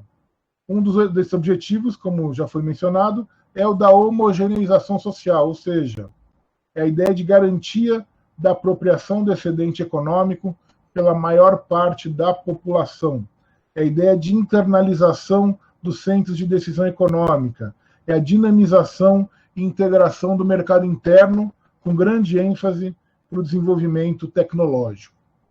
A questão teórica central da formação econômica do Brasil é a internalização do centro de decisão econômica, a constituição do mercado interno no Brasil. A internalização do centro de decisão econômica tem por objetivo, entre outros, reduzir a vulnerabilidade externa do país, visando assegurar uma política nacional de desenvolvimento. A vulnerabilidade externa pode ser traduzida na baixa capacidade do país resistir à influência de fatores desestabilizadores ou choques externos. É um conceito complementar ao de soberania econômica nacional. Ele diz respeito diretamente à capacidade de decisão de política econômica de forma autônoma. E a expansão do mercado interno é a principal estratégia do dinamismo econômico. O processo de desenvolvimento econômico, portanto, deve ser liderado pela demanda interna do país, não apenas pelas exportações, ampliando as relações comerciais e objetivando a instituição de uma sociedade industrial avançada. A superação do subdesenvolvimento, professor Furtado, significa a construção de um Estado nacional verdadeiramente autônomo, o que implica na remoção de obstáculos internos, enfrentando as classes economicamente dominantes, e de obstáculos externos, rompendo com a situação de dependência. Desenvolvimento não é mero crescimento econômico. Desenvolvimento envolve transformações estruturais profundas. Se não ocorrem essas transformações, não se trata de desenvolvimento, mas de mera modernização. É um processo que assimila o progresso técnico, mas mantém as estruturas de dominação social e econômica e perpetua o subdesenvolvimento. E o Celso Furtado insiste no formação econômica, insiste na sua obra inteira, a necessidade de uma política deliberada de desenvolvimento. E uma das políticas-chave que o Celso Furtado vai se dedicar é a política de desenvolvimento regional. O Celso Furtado, inclusive, talvez seja o responsável pela única alternativa, vamos dizer assim, original ao modelo de federação que o Brasil adotou desde a primeira Constituição Republicana de 1891. É a única inovação, talvez, que ocorreu no federalismo brasileiro, tenha sido uma proposta fundada nas ideias do Celso Furtado, que foi a política de desenvolvimento regional promovida pela SUDENE entre 1959 e 1964. O Celso Furtado elabora o projeto pelo Grupo de Trabalho do Desenvolvimento do Nordeste, que era um grupo especial do BNDE. Ele elabora uma proposta de desenvolvimento do Nordeste. Aliás, o Celso Furtado cria a própria ideia de Nordeste, porque na divisão regional da época, por exemplo, a Bahia e Sergipe não faziam parte do Nordeste, nem o Maranhão. Então, o Nordeste que nós conhecemos, com os 9 estados, do Maranhão à Bahia, é uma ideia do Celso Furtado. Ele que amplia esse conceito de Nordeste. E, a partir da sua proposta, vai ser apresentado um projeto de lei no governo Juscelino, que vai ser aprovado por meio da Lei 3.692, de 15 de dezembro de 1959, que cria a Superintendência do Desenvolvimento do Nordeste, um órgão ligado diretamente à Presidência da República. Ou seja, o Celso Furtado prestava contas diretamente ao Juscelino, ao presidente. Ele não estava submetido a nenhum outro ministério. Ele era uma espécie de ministro extraordinário para a questão do Nordeste. E o que vai ser a SUDENE? A SUDENE vai ser uma autarquia que atua na área que nós vamos chamar de Nordeste, mais, como vocês sabem, aí em Minas, ou norte de Minas Gerais, né? Ele vai tentar unir a ação técnica com o comando político. Partindo do pressuposto de que não existe plano de desenvolvimento sem política de desenvolvimento, a Sudene busca o apoio do poder político regional. E o Celso Furtado cria, vai ser aprovado na lei, um órgão chamado Conselho Deliberativo, que tá vinculando, ele vai vincular o desenvolvimento à questão política federativa. De que maneira? Na estrutura administrativa, o Conselho Deliberativo era o conselho em que se reuniam o superintendente, representantes dos governos, dos governos estaduais, geralmente o próprio governador, e representantes de alguns ministérios. E que a área técnica da Sudene fazia a proposta do plano de desenvolvimento regional.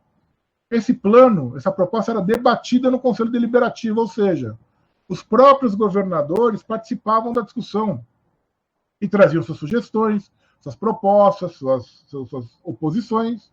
E após essa discussão, se fazia um projeto de plano de desenvolvimento que era encaminhado ao Congresso Nacional.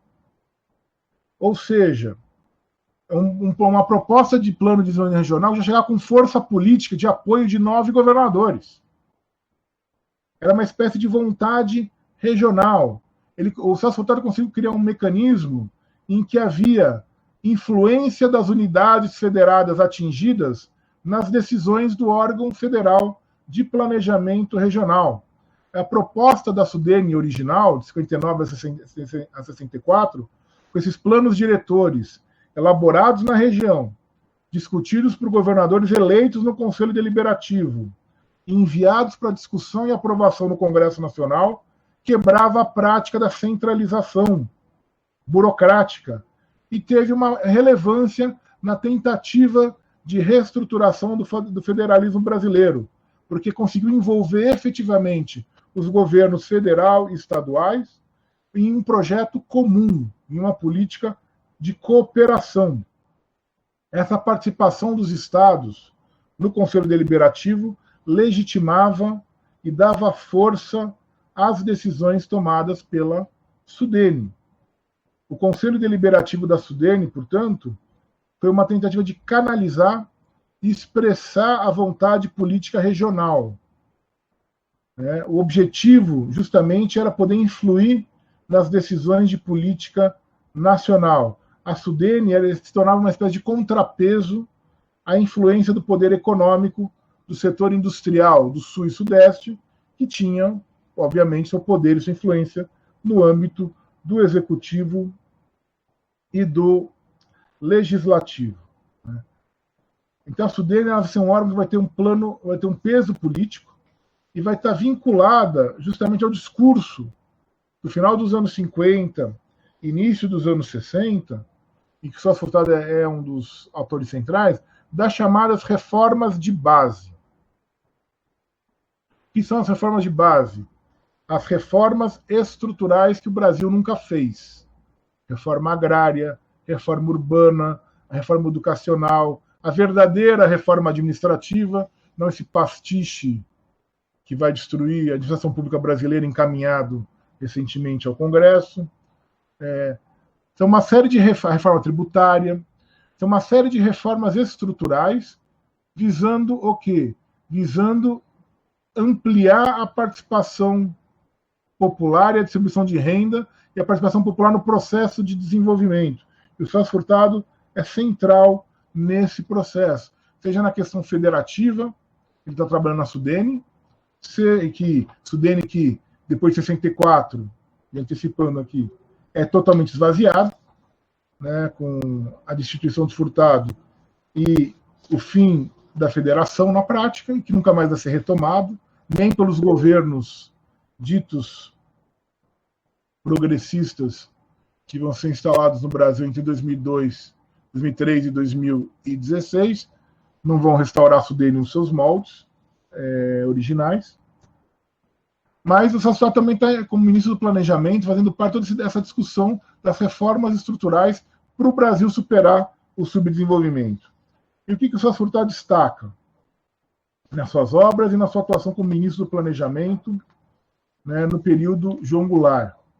Vai dizer o seguinte: o Brasil, no seu processo de formação econômica, ele sempre oscilou entre duas grandes tendências. Uma é a constituição de um sistema econômico nacional autônomo, com centros de decisão econômica internalizados e baseado na expansão do mercado interno, e um processo de desenvolvimento vinculado a reformas estruturais. Isso é o que o Celso Furtado sempre defende a vida inteira. Isso é o que o professor Washington Peluso Albino de Souza defende a vida inteira. Isso é o que o professor Fábio Comparato defende a vida inteira. Isso que eu, o professor Giovanni, a Leia, a Juliana defendemos a vida toda. A outra alternativa consiste no modelo dependente ou associado, com preponderância de empresas multinacionais e do sistema financeiro internacional, dependente financeira e tecnologicamente e vinculado às oscilações externas da economia mundial. É o projeto do Fernando Henrique, é o projeto do Michel Temer, é o projeto do Paulo Guedes Bolsonaro. Isso gera, nas palavras de um outro autor clássico, o Sérgio Buarque de Holanda, esse modelo dependente associado, o que ele chama de procissão dos milagres. Eu vou ler aqui o trecho, que é bem interessante. Diz o Sérgio Buarque de Holanda, abre aspas, tivemos também os nossos Eldorados, os das minas, certamente mais ainda do açúcar, o do tabaco, de tantos outros gêneros agrícolas que se tiram da terra fértil enquanto fértil, como o ouro se extrai, até esgotar-se do cascalho sem retribuição de benefícios. A procissão dos milagres há de continuar assim através de todo o período colonial e não interromperá a independência sequer ou a república. Fecha aspas. Substituam incluam outros produtos, soja, ferro, petróleo cru, e continuamos na mesma toada de um milagre após o outro. O projeto explícito, por Celso Furtado, na sua obra, está muito enfático na formação econômica do Brasil, mas não só, é um projeto de futuro. O Brasil deveria prosseguir na industrialização. O Brasil deveria resolver a questão regional. O Brasil deveria fazer a reforma agrária. O Brasil deveria distribuir renda. Esse é o projeto que está na concepção do Plano Trienal em 1962, ressaltando as barreiras ao desenvolvimento e indicando como superá-las. O Plano Trienal ele faz isso, ele dá uma série de propõe uma série de políticas pensando nesse modelo. Segundo Ottaviani, um grande sociólogo, o Plano Trienal foi a síntese mais completa de todas as ambições da política econômica do Estado no Brasil. Ottaviani dizia que o Plano Trienal era a síntese do nacional desenvolvimentismo. A intenção do Plano Trienal era de completar a conversão da economia colonial em economia nacional, com a tomada dos centros de decisão essenciais ao progresso autônomo pelo Estado brasileiro. Era o projeto que estava em formação econômica do Brasil. É o projeto de superação do subdesenvolvimento. É o projeto que seria traduzido nas reformas de base do final da década de 50 e início da década de 60.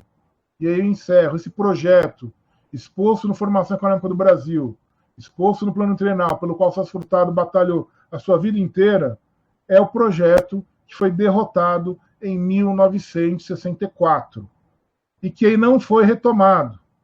É um projeto que ainda precisa ser resgatado e atualizado para que o Brasil possa finalmente superar o subdesenvolvimento ou, em termos furtadianos, completar o processo de construção da nação. Muito obrigado, professor Giovanni e demais colegas, pelo convite. Nós que agradecemos, parabéns, professor Gilberto, mais uma vez, né? Uma palestra brilhante. E eu vou, sem maiores delongas, abrir aqui para perguntas. Eu gostaria que o Matheus, né, nos ajudasse aqui. Eu acho mais adequado a pergunta pelo chat, né? O Matheus. Professor, é só a pessoa mandar o nome e ela faz a pergunta ao vivo, né? Ela liga o microfone e faz a pergunta. O melhor em bloco, né? Aí, Isso. Matheus, senão nós vamos ter um número muito grande, né? Não, sim, mas daí a gente espera só as inscrições. Parece que... Então, quem tiver vontade de fazer alguma pergunta, é só mandar aqui no chat o nome e a gente já permite a abertura da fala em blocos. Eu queria, novamente, né, só retomar um pouquinho o que o Gilberto colocou, né, que esse projeto que foi interrompido em 64 não foi retomado, né, por nenhum grupo político, né, que tenha entrado no poder no Brasil, e que também é um projeto que, em toda a obra do professor Washington Albino, para a gente, né, que estuda pouco direito econômico, que acompanha a obra do professor Washington Albino, é um projeto nacionalista que sempre ele denunciava ser deixado de lado, né? E, inclusive, antes da sua morte, o tempo inteiro, ele colocava as necessidades de um país internalizar suas decisões econômicas, sociais, né? E que as políticas econômicas não passavam e não passam, né? Unicamente por a visão chamada econômica por alguns, mas a realidade financeira é a favor de determinados segmentos econômicos do país. Então, a gente tem essa clareza na atualidade, né, professor Gilberto? A perspectiva de todas as decisões são encaminhadas, né, tanto no passado quanto na atualidade, de forma clara, a determinados segmentos, mostrando aí que nós queremos retomar ao fazendão, né? Nós tornarmos uma grande fazenda de exportação de produtos alimentícios e recursos minerais, né? E outros recursos naturais. Queria também aqui agradecer a presença, entre outras pessoas, do professor Ícaro, do professor Leonardo Alves Correia, que estão aí também nos brindando com as suas presenças. Bom, Matheus, já há alguma pergunta? Senão não podemos, nós mesmos vamos começar a encaminhar a pergunta. Tem sim, professor. Tem uma minha e tem uma do Samuel. O Samuel ele vai fazer depois de mim. Né? A minha pergunta é direcionada para os três palestrantes. Hoje nós temos um desafio, então, que foi bem desenhado, que é a tentativa de conciliar o desenvolvimento econômico num mundo onde o neoliberalismo ele tomou o cenário, e um cenário que, desde os anos de 1960, pelo menos no Brasil, começou a, inclusive, obscurecer demais as nossas perspectivas desenvolvimentistas. Eu gostaria de saber, tendo em vista esses desafios, quais são os primeiros passos que nós, enquanto futuros juristas, enquanto sociedade brasileira, devemos tomar para uma retomada do desenvolvimento num mundo como esse?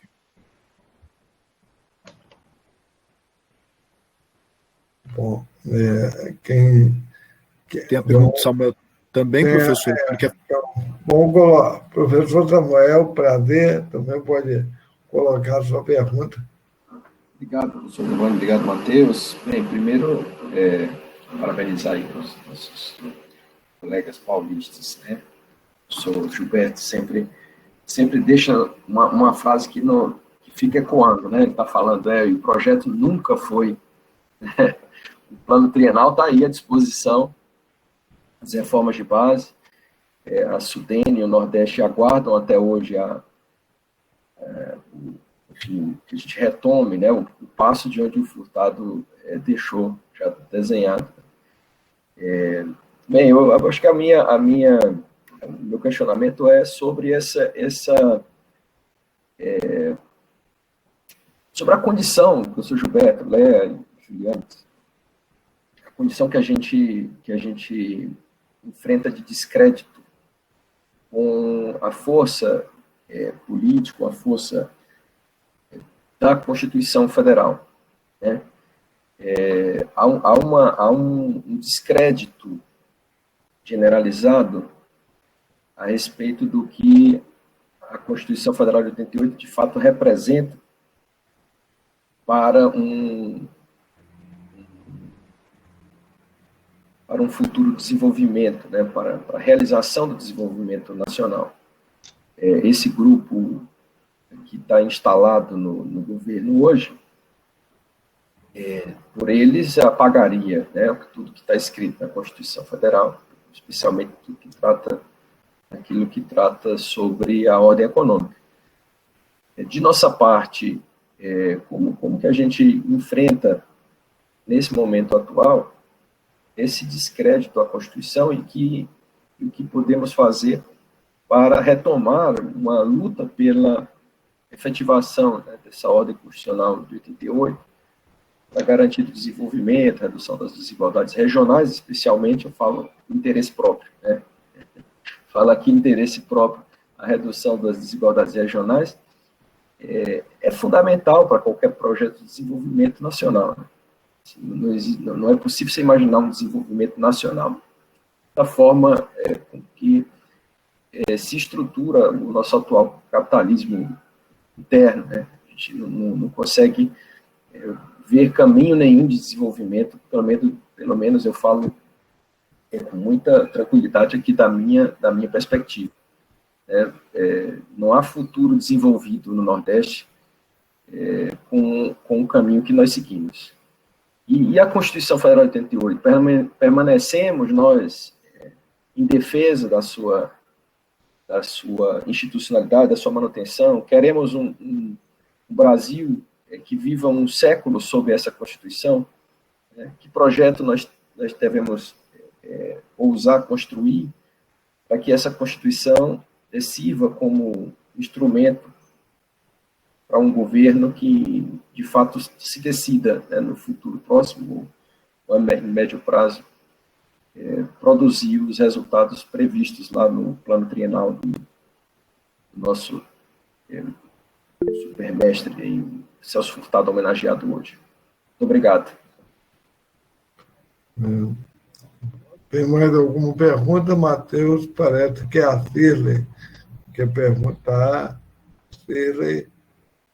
Sim, professor. A Cirlei, ela não consegue falar porque ela está com medo de dar alguma interrupção na gravação, mas ela pergunta sobre a questão da tese da dependência para a professora Juliana e as diferenças dessas teses entre o próprio Furtado, o FHC e o Fauro, se eu não estou enganado aqui, porque parece que a professora chegou a comentar que há uma aproximação com a tese do professor Furtado com uma tese mais marxista. Daí ela gostaria de compreender um pouco melhor isso, sobre essa tese da dependência. Rui Mauro, perdão. Vamos lá. Bom, então vou fazer uma rodada, começando pela ordem, né, de apresentação anterior. Primeiro, a professora Juliane, a professora Leia e, posteriormente, no fechamento, o professor Gilberto. Bom, obrigada pelas questões, professor Gilberto. É uma alegria também compartilhar um mesmo espaço com você e fico feliz que eu acho que você validou várias coisas do que eu explicitei aqui. É sempre bom poder contar com esse tipo de validação de quem está há muito mais tempo estudando a obra do Furtado e é também uma referência para todos nós. Eu vou tentar ser breve nessas considerações para garantir que a gente, enfim, possa fazer, de repente, uma outra rodada e ouça mais também os juristas, que eu acho que tem mais a dizer, principalmente sobre próximos passos. Giovanni, você fez menção ao projeto interrompido em 64, e eu acho importante reafirmar isso, porque uma análise correntemente vulgar do Furtado e do desenvolvimento pode ensejar a ideia de que de 1930 a 1980 a gente tenha passado por um período que pode ser compreendido pelo mesmo título, e eu acho que o Furtado é categórico em afirmar que, embora do ponto de vista produtivo ou econômico a gente tenha dado prosseguimento a uma política de internalização do centro de decisão interna, da industrialização acelerada, do processo da completude, da autodeterminação do capital, com a indústria de bens de capital. Do ponto de vista político e da superação do subdesenvolvimento, é uma ruptura, ou seja pela via da desnacionalização econômica, né, a retirada, na verdade, do centro de comando, com a transnacionalização do capital, principalmente ali na primeira parte da ditadura militar, mas seja também por esse projeto de modernização conservadora, dependente, ou seja, em que o crescimento econômico acontece concomitantemente ao aumento das desigualdades sociais e ao aprofundamento do que são as características típicas do subdesenvolvimento, como a heterogeneidade estrutural. Inclusive, ele fala num livro que eu gosto muito, que chama Análise do Modelo Brasileiro, de que, né, quem aparentemente olhava para o desenvolvimento econômico do Brasil poderia dizer que era uma forma de keynesianismo na periferia, ele vai dizer que não, que o ciclo keynesiano, para se formar, necessita da demanda do mercado interno, ou seja, necessita que a variável salário, através do mercado consumidor, integre o ciclo, né, do consumo e do investimento. Ele fala, olha, aqui, pelo excedente estrutural de força de trabalho, os baixos salários da indústria, inclusive as mercadorias de bens de consumo, os bens salários, não eram consumidos pelo grosso da população. Então, é um processo de fortalecimento da indústria de bens de consumo duráveis, ao mesmo tempo com o arroxo salarial dos trabalhadores da base da pirâmide. Então, ainda que ele vai dizer que a construção interrompida é a partir do advento ali da crise dos anos 70, do ponto de vista do projeto político nacional desenvolvimentista, já tinha findado em 64. O Matheus faz uma pergunta muito interessante também, que acho que é o desafio atual de conciliar o desenvolvimento com o neoliberalismo.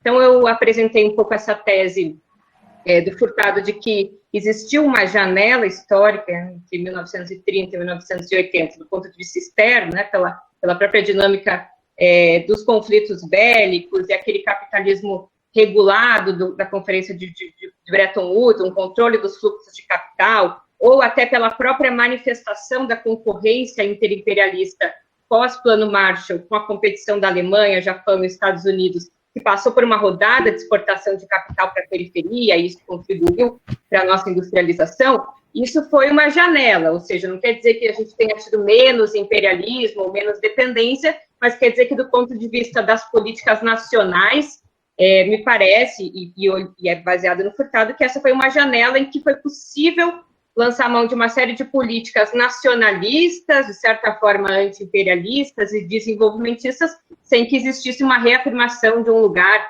de uma pauta colonial, neocolonial ou primária exportadora. E a partir dos anos 80, ou seja, com todos aqueles elementos da própria dinâmica de transformação externa do capitalismo, com a crise dos juros, o neoliberalismo, o fim do lastro dólar-ouro, ou seja, a possibilidade do deslocamento da valorização financeira muito mais descolado ainda da esfera produtiva, da produção de mais-valia. Neste processo, as margens para o desenvolvimento autônomo estão cada vez mais estreitas, ou seja, o tema de conciliar o desenvolvimento com o neoliberalismo me parece que exige uma ruptura muito mais estrutural do que teve colocado em outros momentos, principalmente por um capitalismo mais financiarizado e pela globalização produtiva e hoje, inclusive, a forma como o capital, e eu acho que hoje atualmente, a fuga de capitais mostra um pouco a vulnerabilidade que o balanço de pagamentos, a taxa de câmbio tem, ou seja, a dependência que, de certa forma, a própria manutenção da taxa de juros num patamar bastante baixo vai colocando limites à política autônoma e de desenvolvimento da periferia, ou seja, a gente vive hoje margens mais estreitas para o desenvolvimento, principalmente com esse processo que o Furtado vai chamar de transnacionalização do capital, né? A perda dos centros de controle pela essa transnacionalização do grande capital das grandes empresas, que operam várias funções intrafirmas, inclusive nem passam pela racionalidade própria da política estatal. O que a gente tem que fazer? Bom, acho que Furtado diria, acho que até uma petulância dizer isso, mas reafirmando um pouco a ideia de projeto, né? O Gilberto também reafirmou aqui a ideia de que o Celso Furtado, durante o período da Comissão Mista CEPAL-BNDE, era um grande entusiasta da ideia de projeto, de planejamento, né? Ainda que fizesse uma crítica bastante moral à ideia da planificação soviética, mas sempre partiu do mesmo diagnóstico, de certa forma, que a economia socialista, que até o Keynes partia, de que o capitalismo é um sistema inerentemente submetido a crises e que as livres forças de mercado são incapazes de coordenar as decisões de investimento para aqueles setores, deslocando setores de menor para setores de maior produtividade. Então, precisamos de um projeto de desenvolvimento que submeta as diferentes políticas a uma análise global de totalidade, que saiba que a gente precisa, por um lado, correções fundamentais na estrutura produtiva, e por isso o tema da indústria, e principalmente da ciência e tecnologia, cada vez mais presente, mas, como a Leia falou, precisamos de